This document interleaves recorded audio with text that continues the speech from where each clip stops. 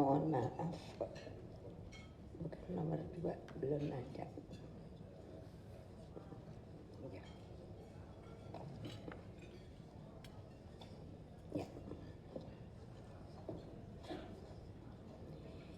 Izinkan saya memulai kuliah ini bukan dengan teori, melainkan sebuah kenangan dan juga sebuah fakta sejarah.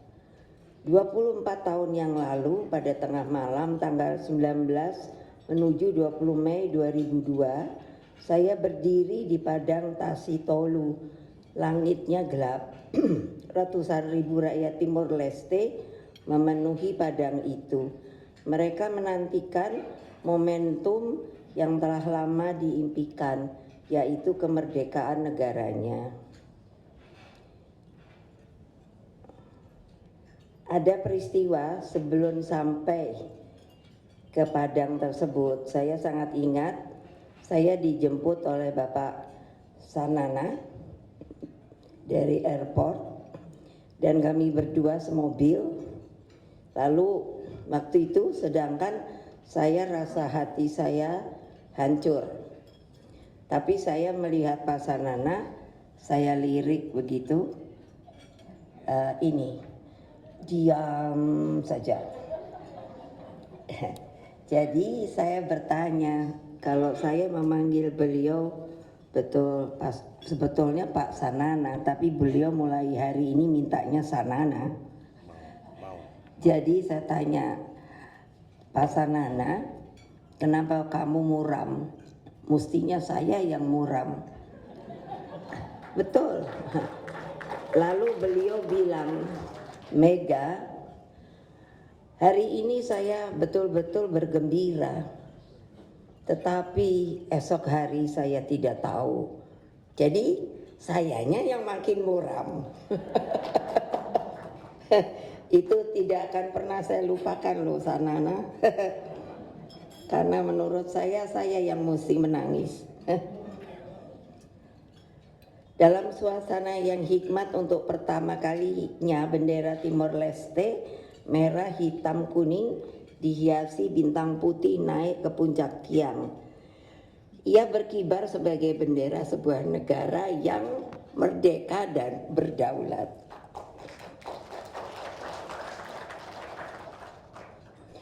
Sebelum saya mau datang pada waktu itu, saya berulang kali berdoa kepada bapak saya. Bertanya,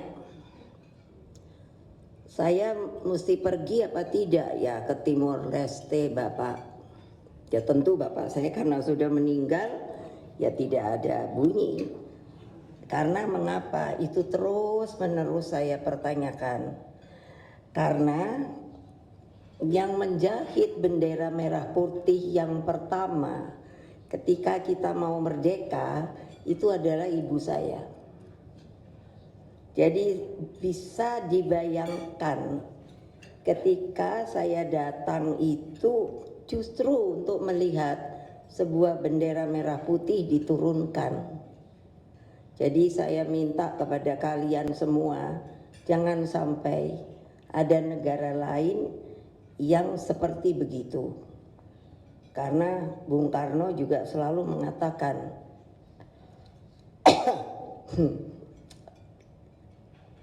kemerdekaan itu adalah hak segala bangsa dan tidak boleh disentuh oleh bangsa lain.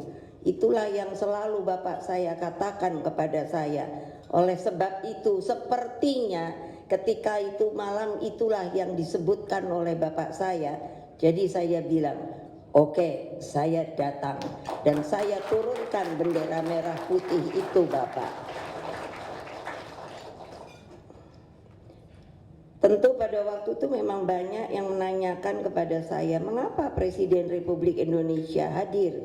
Mengapa tidak mengirim utusan saja? Karena itu adalah malam terakhir. Artinya saya menyerahkan tim-tim itu penuh kepada Timor Leste. Waktu itu saya sangat ingat yang datang dari Amerika itu adalah Bill Clinton. Saya kenal dengan beliau ketika saya ke Amerika. Beliau masih menjadi gubernur Arkansas. Jadi kenal saya. Jadi dia di belakang saya kan orangnya tinggi. Dia tepuk-tepuk saya. Dan saya tahu berarti artinya apa. Dia memberi kekuatan kepada saya.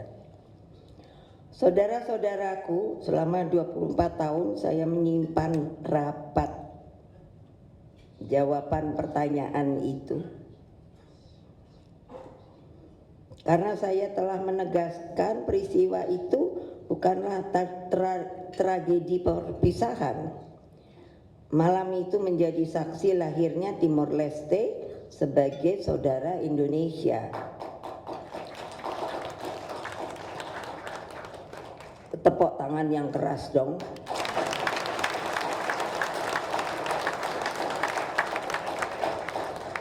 Itu makna rekonsiliasi kedua negara yang pernah merasakan derita di masa lalu. Suatu pengalaman pahit yang tidak bisa dilepaskan dari pertarungan geopolitik global. Sebab apa yang terjadi dengan Indonesia dan Timor Leste lahir dari sejarah penjajahan yang panjang, yakni kolonialisme dan imperialisme. Dengan berbagai pengalaman pahit tersebut, ketika rekonsiliasi dibangun, muncul begitu banyak pertanyaan dari warga dunia. Bagaimana mungkin dua wilayah yang pernah mengalami sejarah konflik dapat berdamai dan bergandengan tangan? Ketika saya banyak menerima pertanyaan itu, saya hanya tertawa. Jadi saya berpikir, apakah mereka yang bertanya itu hanya ada dalam pikirannya untuk terus melaksanakan perang saja? Apakah tidak bisa kita yang hidup dalam satu dunia itu bisa juga selalu berdialog? Meskipun mungkin kita bukanlah teman sejati. Saudara-saudara sekalian, saya masih ingat bahwa ketika saya bersama Presiden Sana Gusmao meretas jalan rekonsiliasi, kami bersepakat bahwa rekonsiliasi sejati bukanlah kembali lagi menghapuskan masa lalu. Masa lalu itu sejarah, jangan ditinggalkan, selalu harus diingat. Tadi saya bisik-bisik dengan Pak Sanana. Saya bertanya, bagaimana untuk meneruskan supaya anak-anak muda di Timor Leste ini juga mengerti bahwa itu bukannya mereka akan menerima saja, bukan. Mereka harus membangun dan ingat bahwa Timor Leste ini bukan hanya miliknya kami atau mereka yang sekarang tinggal di Timor Leste. Saya selalu memberikan pelajaran kepada anak-anak muda dari partai saya bahwa kamulah nantinya yang akan mewarisi apa yang telah saya rintis. Jadi jangan kamu berpikir kamu enak-enak saja. Kamu harus belajar yang pintar. Kamu mesti pengetahuan yang luas. Ini saya sebut begini untuk disampaikan kepada generasi muda Timor Leste. Kamulah yang akan meneruskan apakah sejarah Timor Leste itu akan tetap berdiri di antara negara-negara bangsa yang lain.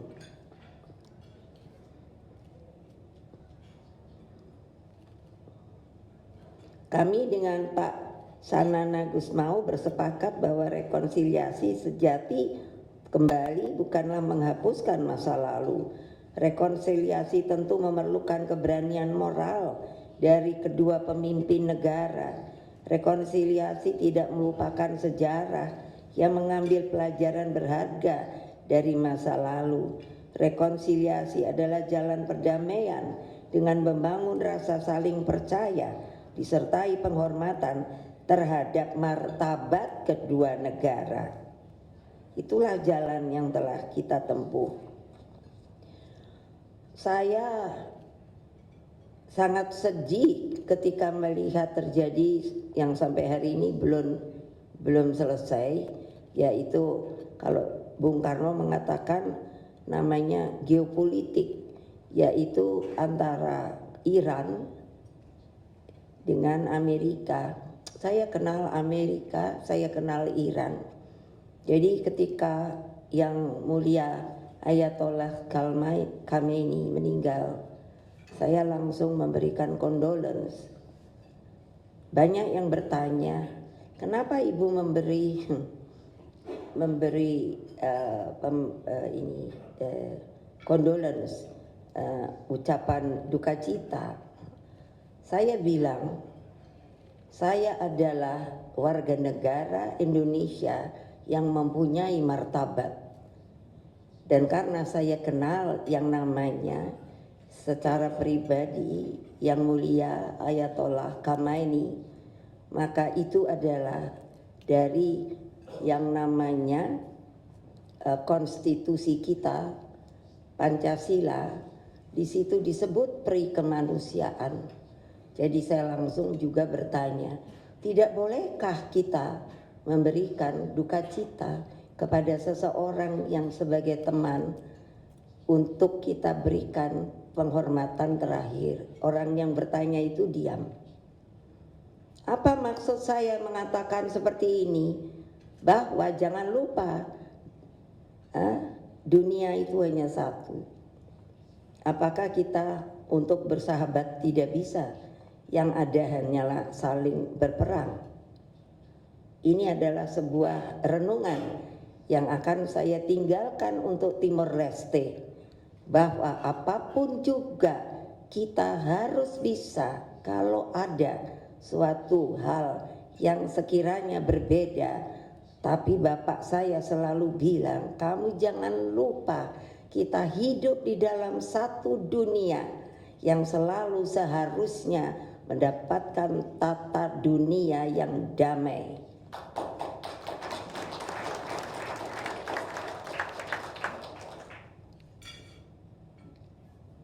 Hadirin sekalian, ketika proses itu berjalan, selaku Presiden Republik Indonesia, saya menghadapi tantangan yang tidak mudah. Terlebih saya adalah presiden perempuan pertama yang sering dihadapkan pada persoalan dalam perspektif gender. Jadi di sini kalau ada anak-anak perempuan dan lain ikut lihat seperti ibu. Jangan takut. Allah memberikan hak yang sama kepada kita.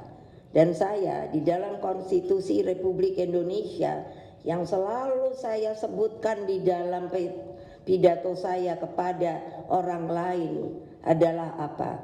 Konstitusi kami, saya bilang hebat sekali, karena bunyinya adalah setiap warga negara mempunyai hak yang sama terhadap hukum. Artinya apa? Tidak laki, tidak perempuan, itu adalah sama. Jadi Timor Leste perempuannya jangan takut, lihat saja ibu. Ibu punya gelar 3 profesor. Nah, yuk 11 doktor. Mau apa? Lalu pernah wapres, DPR, presiden, ketua.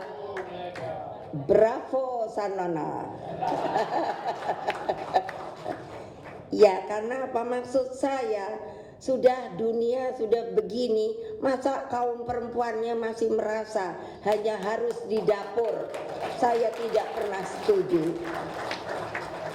Kalau bapak-bapak tidak diberi makan oleh istrinya, saya ingin tahu dia mau cari makan kemana.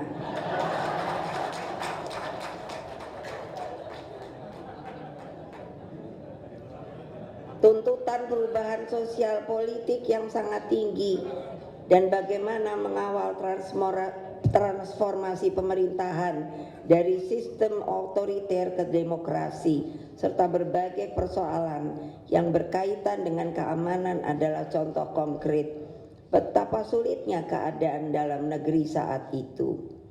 Berbagai persoalan tersebut alhamdulillah dapat diselesaikan dengan baik oleh kabinet gotong royong yang saya pimpin mampu menyelesaikan krisis.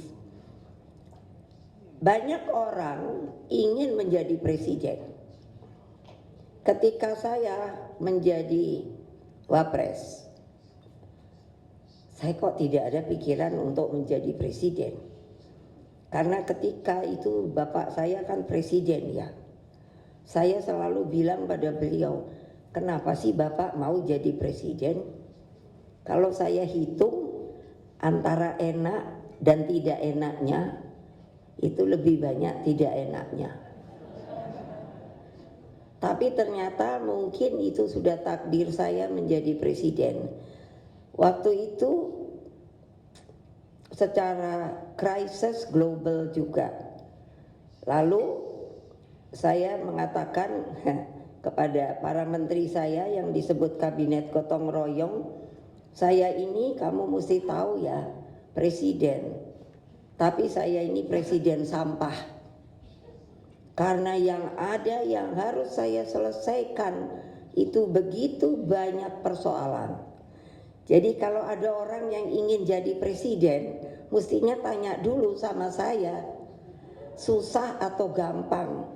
Untung saya diberi kekuatan. Di waktu itu 5 daerah itu bergolak, ada konflik.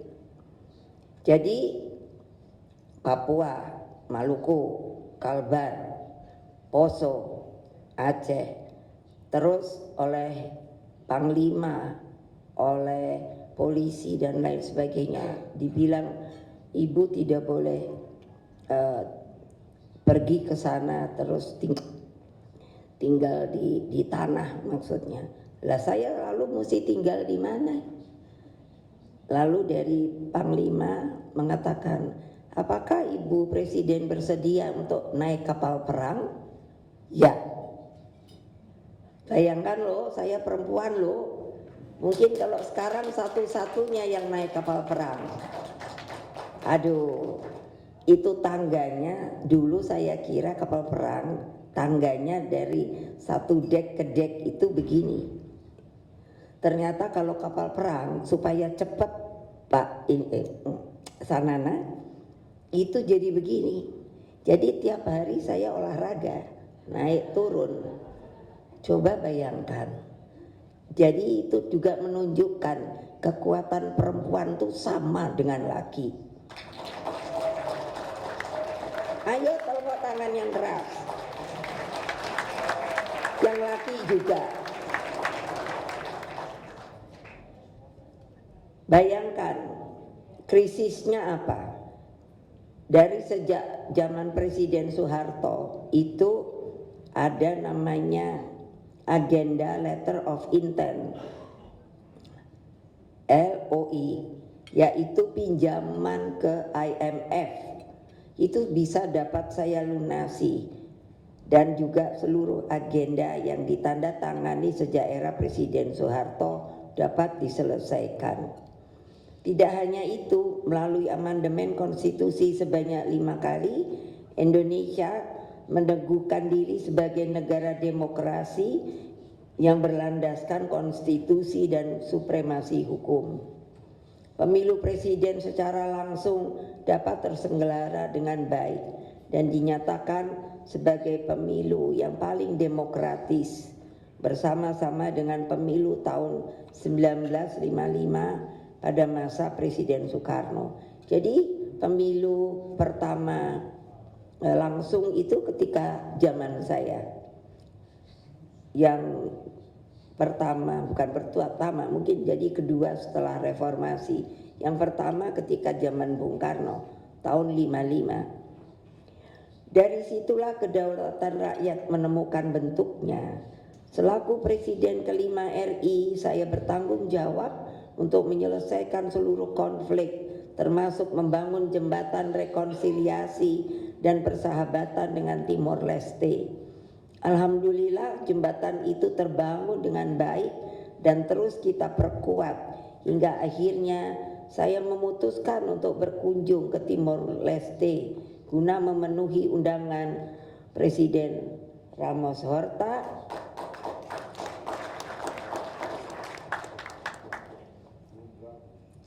Ini ini kok keren sekali ya. Dan ini berat sekali ya. Jadi terima kasih lagi dari seluruh rakyat Timor Leste melalui Presiden Ramos Horta dan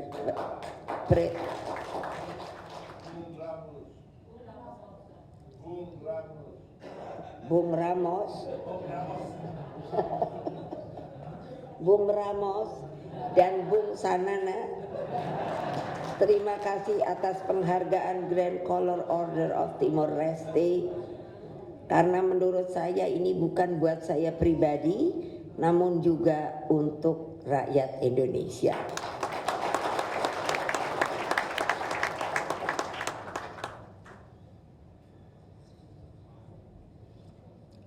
Dari lubuk hati yang paling dalam, saya sudah waktu mau ke sini kemarin itu, jadi sebelum bangun, jadi malamnya saya tidak bisa tidur. Karena saya pikir begini, nanti kalau ketemu Sanana, apa reaksi saya? Karena beliau suka marah.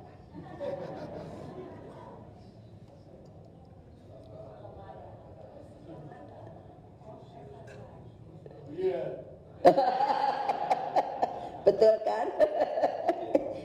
Waktu saya kenal saja saya sudah, kenapa suka marah ya? Rakyat Timor Leste sudah seperti keluarga saya sendiri. Saya teringat kader-kader saya ketika masih memimpin PDI, sebelum PDI Perjuangan pada masa Orde Baru. Banyak yang menjadi diehard mendukung saya. Mereka menyebut dirinya PDI Promek itu Promega. Saya begitu terharu ketika menerima laporan bahwa di hampir seluruh partai politik yang ada di Timor Leste masih ada di antara kepengurusan dan anggotanya yang memiliki ikatan batin dengan PDI yang sekarang menjadi PDI Perjuangan. Suatu hari saya berlibur dengan anak saya, keluarga itu ke London. Di situ ada seperti apa ya itu namanya, ya? No, Bistro itu seperti apa itu namanya ya? Toko-toko, outlet. Jadi waktu itu saya anak-anak ya saya suruh saja pergi sendiri. Saya mau pergi ke kafe, meminum kopi. Dari jauh ada seorang anak perempuan, itu rambutnya keriting lalu kulitnya hitam. Saya lihat dia lihat saya. Lalu dia datang. Mama Mega ya, aduh. Langsung saya bilang, kamu dari Timor Leste? Iya mama. Nah coba bayangkan. Lalu terus saya ngobrol, lalu saya jalan mencari anak-anak saya. Lalu ternyata mungkin anak perempuan ini menelpon. Jadi datanglah dari jauh dua orang laki. Yang satu agak tua, yang satu masih muda. Begitu lihat saya dari jauh saja sudah, mama merdeka mama, mama merdeka mama, mama merdeka mama. Terus saya lihat yang tua itu dia ketawa, saya ketawa. Terus dia bilang, Mama Mega, saya ajudannya Pak Sanana. Ayo Pak Sanana, katanya Sanana mengirim kami. Pada waktu itu yang namanya di Bistro itu, siapa ajudan Pak Sanana ya? Tanya Ibu. Tolong tanya Pak Sanana namanya siapa?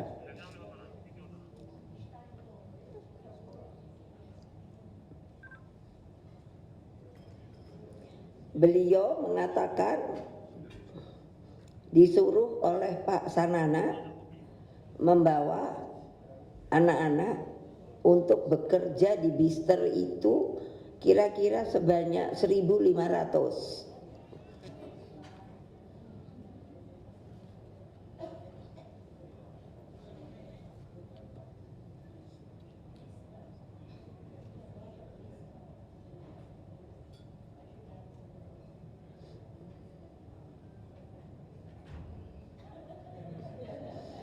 Ya, maksud saya sangat sedih karena apa? Saya tanya, bagaimana Timor Leste sekarang? Mama, di Timor Leste susah. Itu anak yang tadi bilang mama merdeka, mama merdeka. Kami makanya disuruh mencari tempat. Ternyata pada waktu itu di Inggris banyak orang kalangan menengah itu mencari untuk bisa dijadikan pembantu. Jadi waktu itu saya lupa tahun berapa ya. Tapi itulah yang saya alami. Jadi hati saya sedih sekali. Saya pikir apakah benar Timor Leste seperti itu? Masa sih? Nah ini ketemu Sanana. Itu saya ceritakan, mungkin beliau sudah lupa, tapi ajudannya tingginya juga seperti siapa ya? Tinggi, saya lupa namanya. Yes. Yes, of course.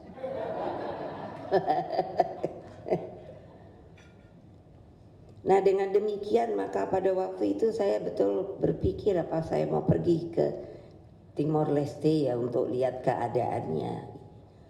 Tapi karena juga saya terhalangi oleh begitu banyaknya tugas sehingga ya alhamdulillah saya baru bisa datang pada hari ini dan insya Allah saya melihat kelihatannya Timor Leste tidaklah seperti yang diceritakan pada waktu itu.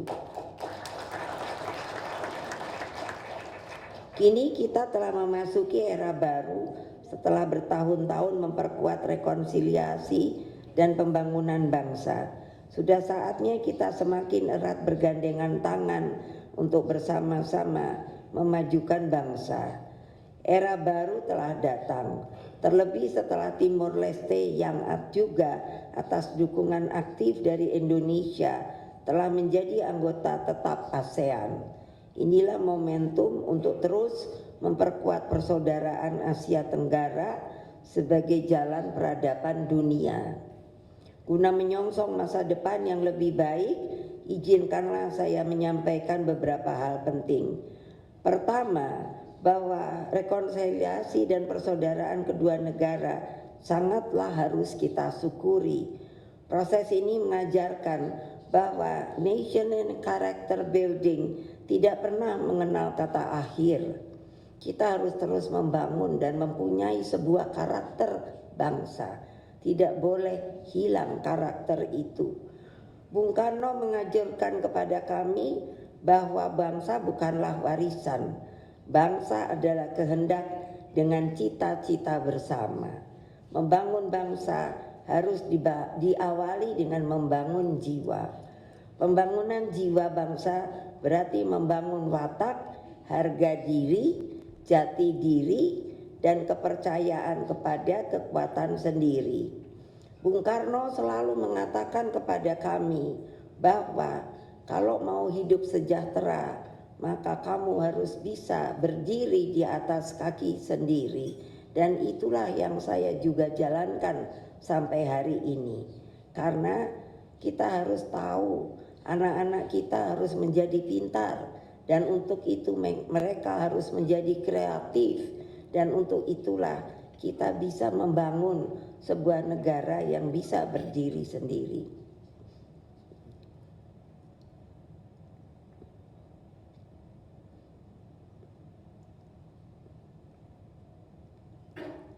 Pembangunan jiwa bangsa berarti seperti tadi membangun watak, harga diri, jati diri, dan kepercayaan kepada kekuatan sendiri.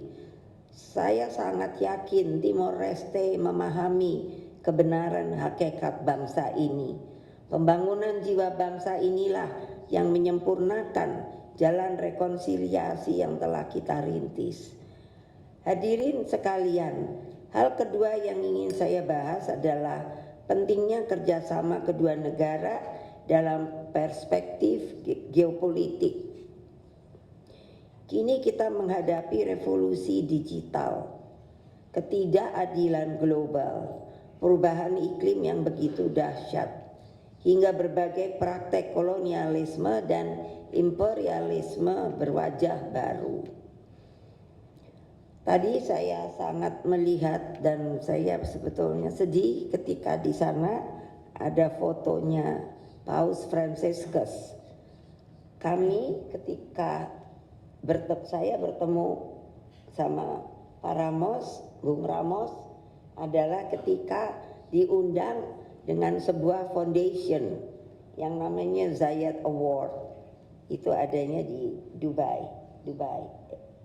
Nah, saya bertemulah dengan beliau.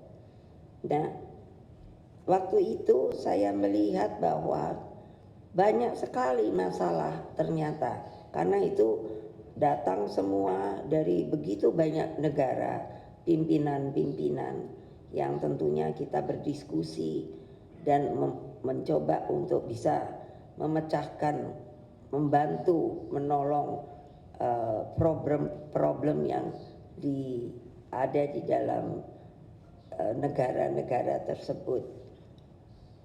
Hakikatnya tidak lagi penguasaan kedaulatan wilayah, namun lebih hebat pengaruhnya di dalam penguasaan pasar, sumber daya alam, hingga sistem keuangan beserta penguasaan data dan teknologi.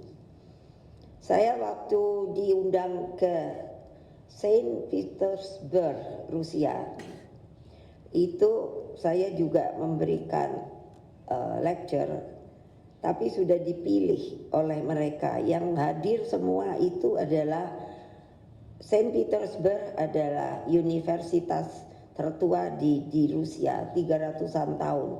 Dan waktu itu saya diundang dan semua hadir itu adalah dari rektor,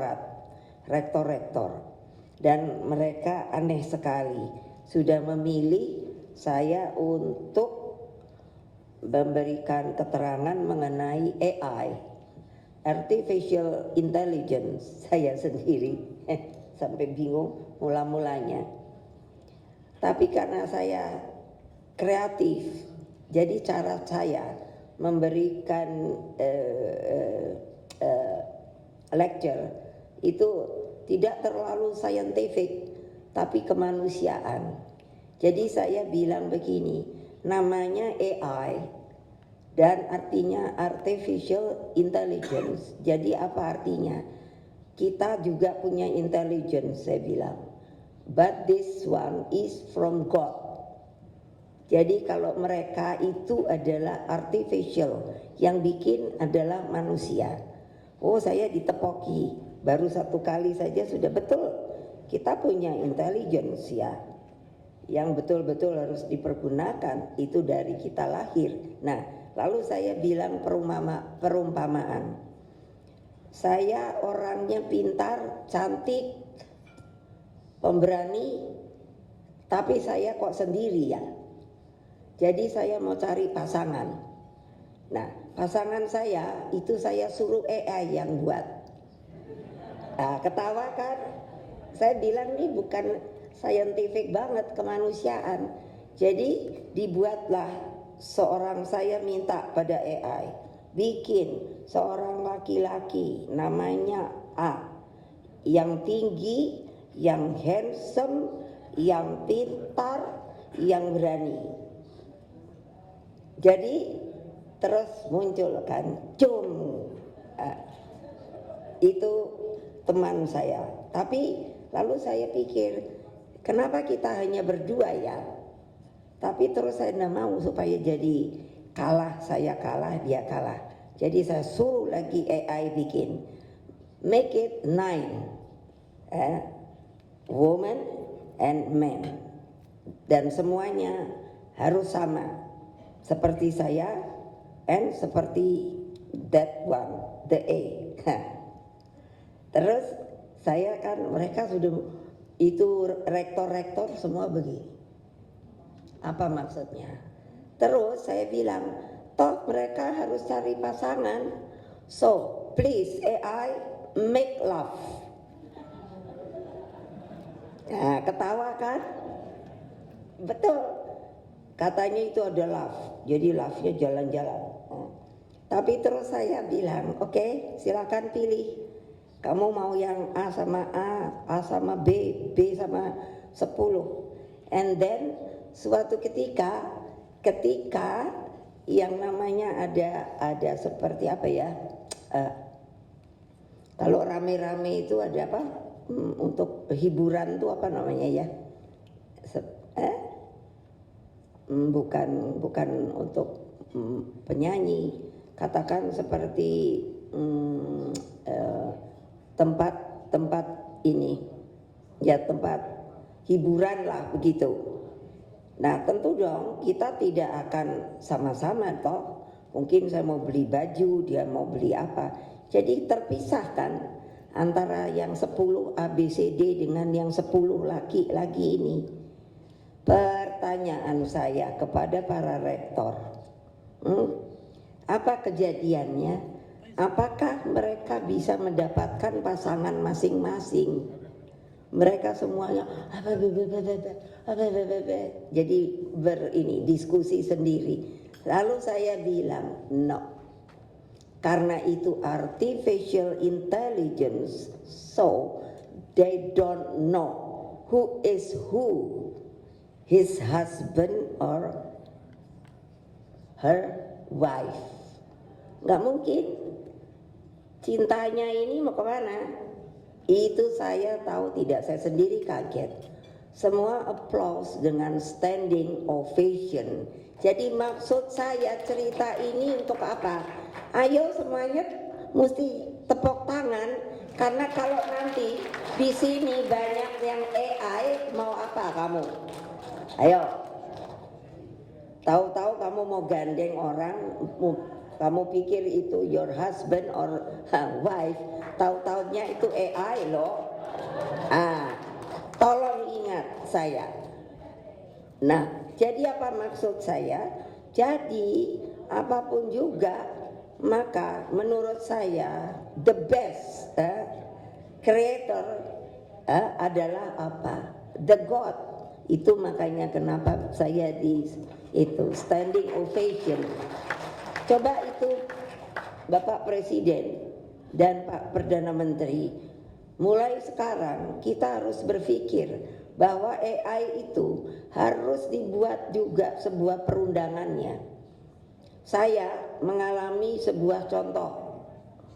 Saya sedang tapi sudah selesai. Masa ada tukang kue membuat kue, lalu yang untuk jadi iklannya itu adalah saya, putri saya yang di DPR, dan sama ada ini dulu Pak Ganjar dulu gubernur di Semarang. Itu dibuat oleh AI untuk menjadi iklan kue. Coba bayangkan, of course saya sudah selesai. Nah, ini sebelum terlambat mesti harus ada aturannya, bahwa tidak boleh. Kami di DPR juga sudah untuk merancang supaya AI itu tidak dipergunakan sembarangan.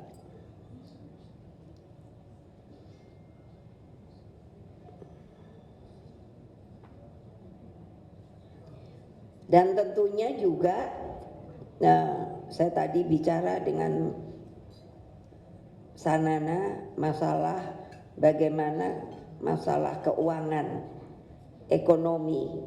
Jadi sekarang kan dunia ini boleh dibilang sedang punya problem di sisi ekonominya, sehingga tentunya kita harus betul-betul bisa membuat balancing fiskal itu untuk bisa terus berjalan. Namun betapapun besar tantangan yang dihadapi ke depan, Indonesia dan Timor Leste menyadari adanya realitas permanen bahwa kedua negara adalah bertetangga. Karena itulah diperlukan cara pandang bersama terhadap masa depan. Melalui ASEAN, Indonesia dan Timor Leste harus membangun kesadaran geopolitik bersama dan berjuang bagi peradaban dunia yang lebih damai dan berkeadilan. Dalam perspektif ini, Bung Karno telah memberikan wawasan geopolitik yang mencita-citakan tatanan dunia baru yang bebas dari segala bentuk penjajahan. Cita-cita ini diperjuangkan melalui pelaksanaan Konferensi Asia Afrika atau KAA tahun 1955 di Bandung dan Gerakan Non-Blok GNB tahun 1961 di Beograd. Seluruh konsepsi pikiran Bung Karno mengenai geopolitik Bung Karno dijabarkan dengan sangat baik melalui pidato To Build the World Anew tahun 1960 di PBB. Saya pernah ketika DPR itu menjadi bagian dari IPU. Di kami itu namanya Badan Kerjasama Antar Parlemen. Jadi memang kita harus mengingat sejarah bahwa Perserikatan Bangsa-Bangsa itu dibuat setelah Perang Dunia Kedua. Sehingga kalau dipikir itu sekarang belum ada perubahan. Oleh sebab itulah makanya mengapa Bung Karno di PBB ini dengan pidato To Build the World Anew. Beliau menginginkan karena waktu setelah Perang Dunia Kedua dan itu dibuat adanya Perserikatan Bangsa-Bangsa, tetapi tidak sekarang lagi mustinya karena di sana itu ada hak veto. Padahal negara yang di dunia ini yang sudah merdeka itu semakin banyak. Berapa ya? 180-an. Yang seharusnya setiap negara mempunyai hak yang sama dengan yang lainnya. Nah, itu menurut saya, menurut pandangan saya sebagai orang politik, itu adalah sebuah kebenaran yang seharusnya dijalankan. Nah, ini siapa sekarang yang akan berani menjalankan? Saya bertanya dengan teman-teman saya di Amerika, mengapa PBB itu mempunyai hak veto? Dengan tentunya Amerika itu kayaknya yang terbesar. Ternyata pada waktu itu ketika harus membayar iuran setiap anggota, waktu karena belum banyak yang baru merdeka atau baru banyak yang belum merdeka, sehingga banyak mereka yang di iurannya itu dibayar oleh Amerika. Itu teman saya, jadi bukan saya, teman saya yang ada di Amerika. Dia juga mempertanyakan seharusnya itu terjadilah perubahan. Nah, itu mari kita bisa berdiskusi mengenai hal ini. Tatanan dunia baru yang diperjuangkan Bung Karno dijalankan melalui tadi saya bilang reformasi PBB, di mana setiap bangsa seharusnya memiliki kedudukan yang setara. Kedaulatan anggota PBB ini tidak bisa dihilangkan melalui penggunaan hak veto yang hanya dimiliki oleh negara pemenang Perang Dunia Kedua. Dalam seperti cerita saya, dalam pandangan saya, pemikiran geopolitik Bung Karno tersebut masih relevan untuk kita perjuangkan bersama, terlebih dalam menghadapi ketidakadilan global akibat pertarungan geopolitik akhir-akhir ini.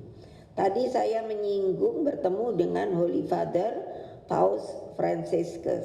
Beliau itu sangat khawatir mengenai global warming. Karena pada kenyataannya ini sudah disebarkan kan, sekarang ini sudah datang yang namanya El Nino Godzilla. Nah itu juga harus berhati-hati karena saya dengar dari bagian cuaca, El Nino yang ada sekarang ini anomali. Bisa diperkirakan akan kering, tiba-tiba dia datang hujan. Tapi sudah banyak di Indonesia saja bagian timur yang mulai kekurangan air bersih. Ini sekiranya saya sampaikan juga Timor Leste untuk berhati-hati karena bagiannya juga masalahnya timur bukan timor. Hadirin sekalian, berkaitan dengan kepentingan nasional suatu bangsa, Bung Karno menekankan pentingnya penguasaan ilmu pengetahuan dan teknologi untuk amal kemanusiaan dan konsepsi pembangunan nasional semesta dan berencana dengan merancang berbagai koridor strategis pertumbuhan. Dalam pandangan saya, Indonesia dan Timor Leste dapat merancang koridor strategis dengan membangun kawasan pertumbuhan yang sekaligus mendorong kemajuan bersama di kawasan NTT, Dili, dan Papua. Tentu semuanya memerlukan kajian riset yang mendalam. Sebagai pengetahuan, saya juga sebetulnya mempunyai tugas, yaitu untuk menjadi Dewan Pengarah di Badan Research Nasional Indonesia, BRIN. Nah sekiranya kita mau melakukan kerjasama untuk research, maka tentunya Pak Ramos sama Sanana bisa nanti kita bicarakan. Hadirin sekalian, hal ketiga yang sangat penting berkaitan dengan kerjasama kepartaian. Saya selalu menyatakan bahwa berpolitik itu bukan persoalan kekuasaan semata.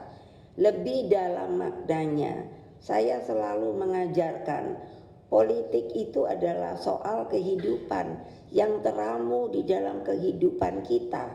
PDI Perjuangan yang saya pimpin adalah alat perjuangan rakyat. Oleh Bung Karno, partai harus menjadi soko guru negeri. Soko guru, soko itu adalah tiang yang besar, tapi itu perumpamaan, tapi itu terdiri dari rakyat yang banyak, yang kuat, yang menjadi guru. Guru bagi siapa? Bagi mereka para pemimpin. Untuk apa? Untuk bisa mengerti apa yang dikehendaki oleh yang namanya rakyat negeri itu. Jadi kalau di Indonesia saya sudah bilang, kamu mesti dengarkan apa kehendak rakyat.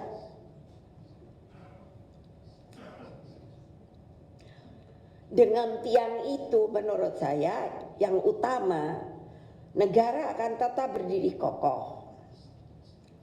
Tapi rakyatlah kekuatan utama partainya, bukan elit partai. Bukan saya meskipun ketua umum hampir sudah lebih ya, 30 tahun ya. 33 tahun saya itu disuruh jadi ketua umum terus. Tidak pakai uang, saya nggak punya uang buat bayar-bayar. Loh, itu adalah ini suatu cara untuk menduduki sebuah jabatan. Oleh sebab itu kami berniat membangun persahabatan kepartaian dengan partai-partai politik di Timor Leste. Misalnya melalui pelatihan kepemimpinan bersama.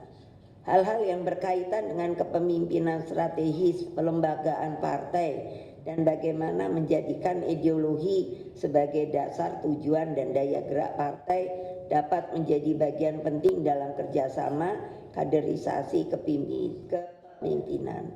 Di Indonesia itu ada orang yang melihat untuk manajemen ya dengan ISO, toh? Nah itu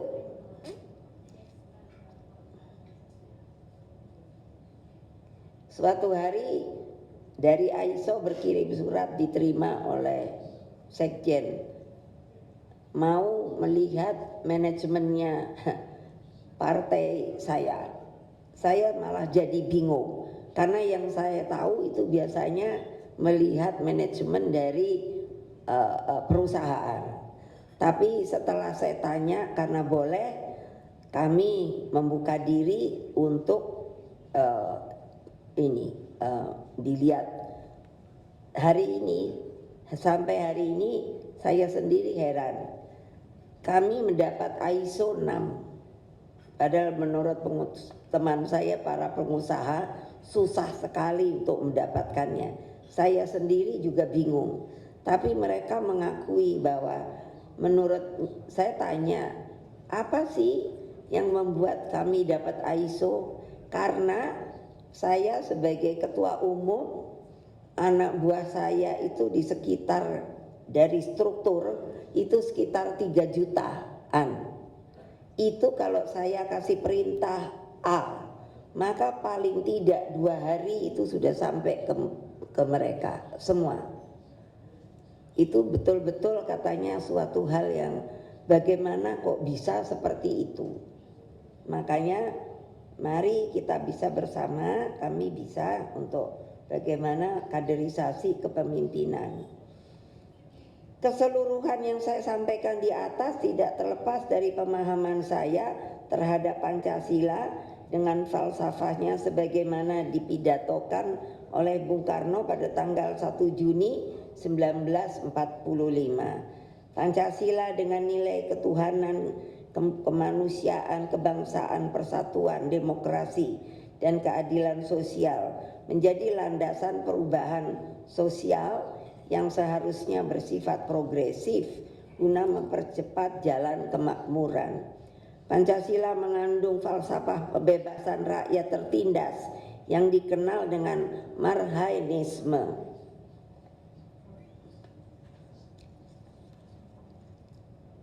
Apakah saya boleh melanjutkan?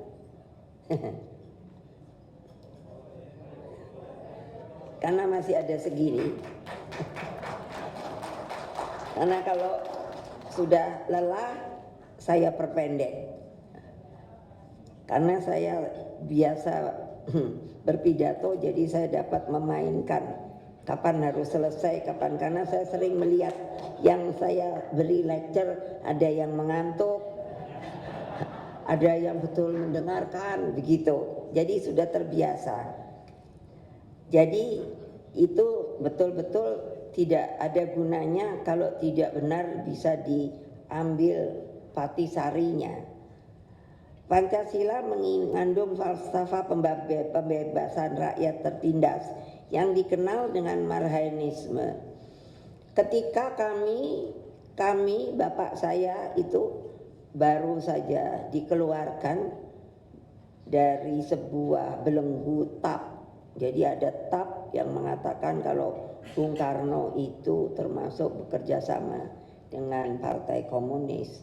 Lalu mengatakan apa yang beliau pikirkan sebagai marhainisme itu juga komunis.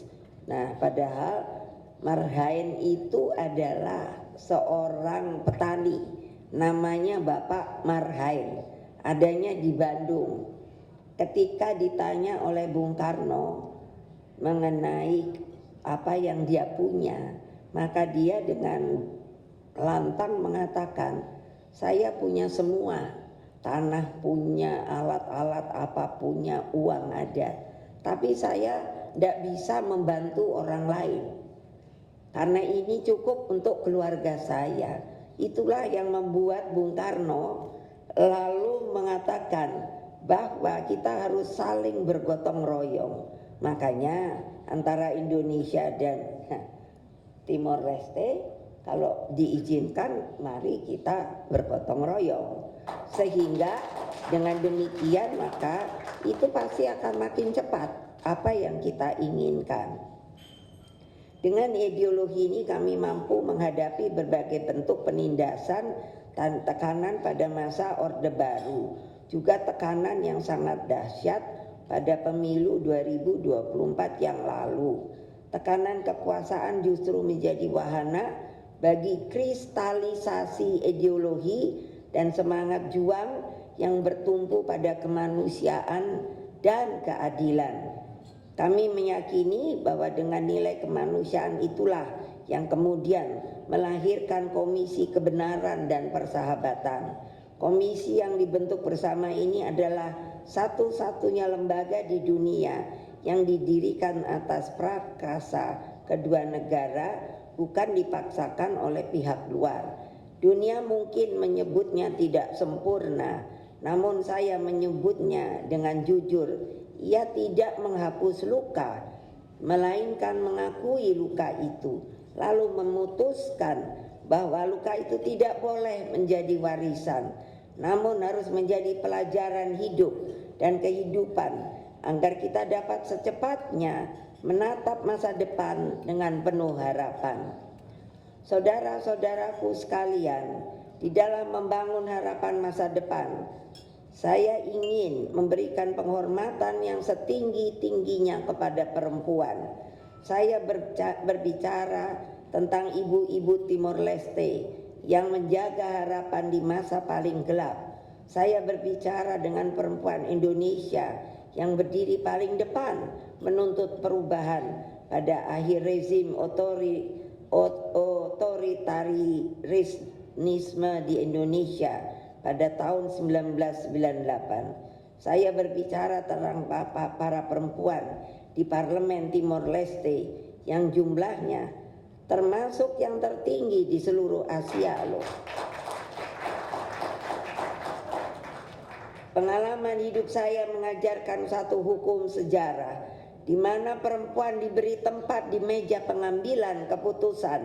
Disitulah rekonsiliasi dapat bertahan lebih lama dan demokrasi berakar lebih dalam, serta perdamaian dirawat dengan tekun. Nah tuh ibu-ibu, makanya makin banyak ayo.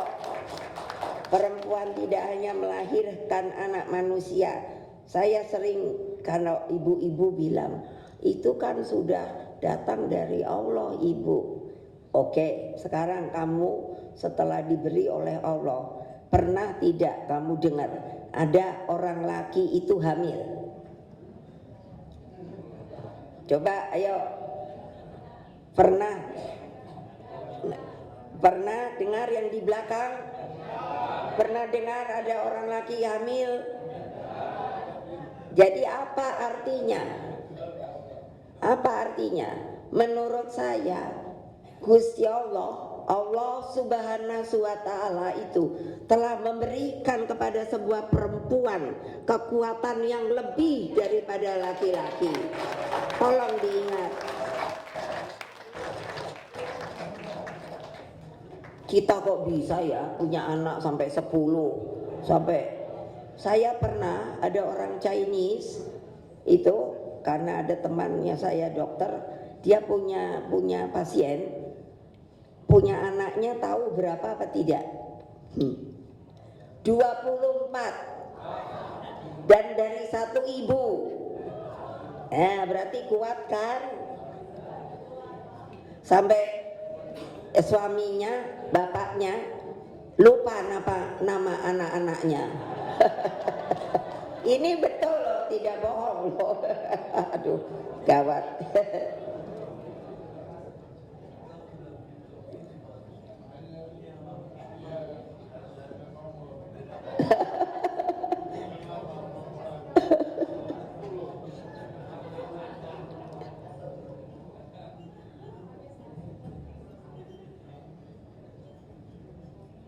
Perempuan tidak hanya melahirkan anak manusia, perempuan juga melahirkan dan membesarkan bangsa.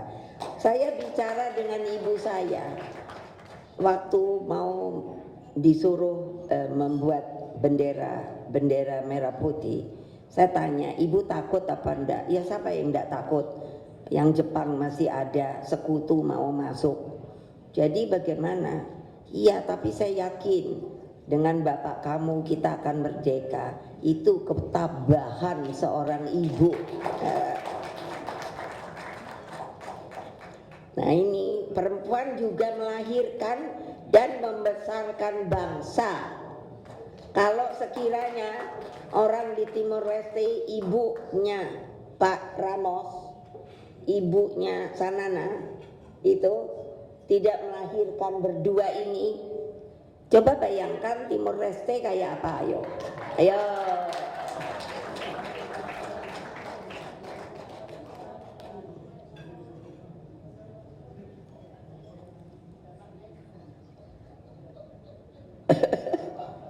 Come on.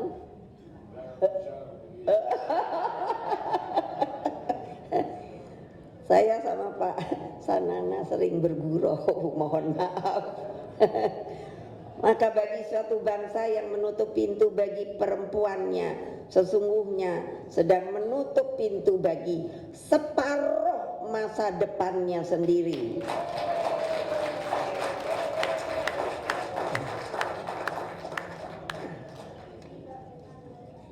Saudara-saudaraku, saya harus berbicara jujur tentang waktu, bahwa sejarah tidak membuka jendelanya untuk selamanya. Hari ini jendela itu sedang terbuka lebar. Jendela sejarah itulah yang harus dipakai untuk memikirkan kesinambungan kepemimpinan masa depan, agar ideologi, semangat juang, dan legasi bisa dilanjutkan. Karena itulah saya ingin berpesan kepada generasi muda kedua negara, jangan biarkan persaudaraan ini hanya hidup sebagai kenangan para orang tua belaka. Perkuatlah proses pelembagaan, semangat, ide, dan cita-cita masa depan. Lembagakanlah persaudaraan ini, misalnya dengan mempercepat perjanjian perbatasan yang tuntas dan adil, melalui pertukaran mahasiswa dan guru, kerjasama antar partai, antar parlemen, dan antar perempuan, atau kerjasama dalam rangka ASEAN yang kini kita miliki bersama, tidak dapat dibatalkan oleh perubahan zaman. Saudara-saudara sekalian, Indonesia dan Timor Leste telah menemukan jalan peradaban, mengingat tanpa mendendam, memaafkan tanpa melupakan. Kita mengingat agar tidak terulang, kita memaafkan agar dapat berjalan. Apa toh itu? Itulah kemanusiaan. Itulah sumbangan terbesar kita bagi umat manusia. Kesemuanya menjadi bukti hidup bahwa luka sejarah dapat diubah menjadi persaudaraan yang kuat, yang ditopang oleh keberanian moral dari dua negara yang memang ditakdirkan untuk bertetangga. Dari Dili, kota para pejuang, marilah kita kabarkan kepada dunia bahwa meski kini kita hadir sebagai dua negara, namun kita disatukan oleh cita-cita bersama. Kita berjuang membangun jalan peradaban bagi dunia. Merdeka! Merdeka! Merdeka! Terima kasih. Wassalamualaikum warahmatullahi wabarakatuh.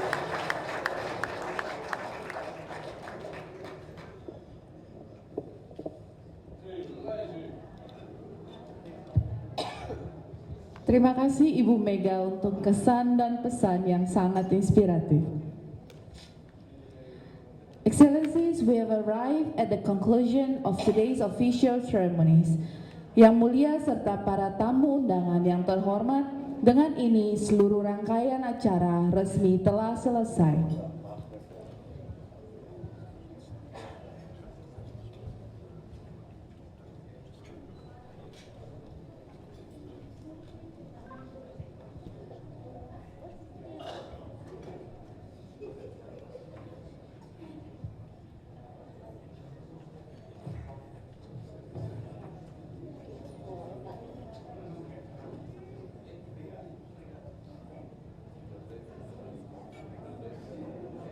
Merdeka! Indonesia!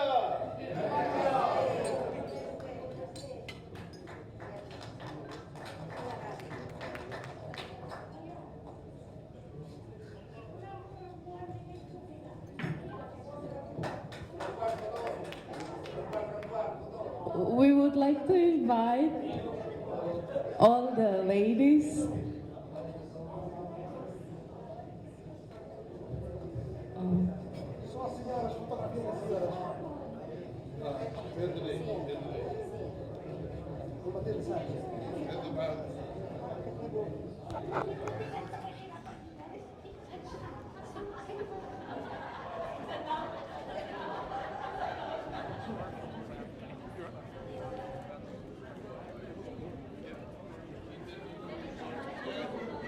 Susah amat ini kita prepare saya beli.